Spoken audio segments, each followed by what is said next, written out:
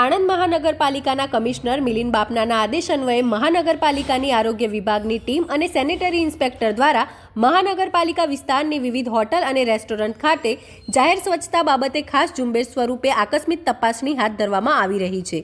આ તપાસણી દરમિયાન આણંદ કલેક્ટર કચેરી અને જૂના જિલ્લા સેવા સદનની વચ્ચે આવેલ હોટલ સિટી પોઈન્ટ ખાતે જરૂરી તપાસણી કરતા જાહેર આરોગ્યને નુકસાન કરતી ગંભીર ક્ષતિઓ જોવા મળી છે, જે નાગરિકોના આરોગ્ય માટે અત્યંત જોખમકારક છે।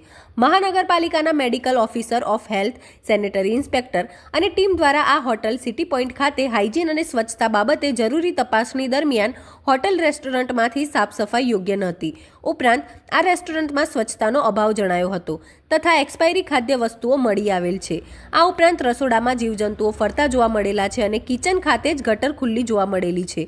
આ ઉપરાંત રેસ્ટોરન્ટમાં તપાસ કરતા તેમની રેસ્ટોરન્ટમાંથી પાણીના નિકાલ અર્થે સ્ક્રીન ચેમ્બર બનાવવામાં આવી ન હોવાના કારણે ગંદુ પાણી ગળાયા વગર જ ગટરમાં જતું હતું, જે નાગરિકોના આરોગ્ય માટે જોખમરૂપ હોય। તાત્કાલિક અસરથી આ રેસ્ટોરન્ટને કાયદાની જોગવાઈને આધીન જીપીએમસીની કલમ 376A અંતર્ગત સીલ કરવામાં આવી છે।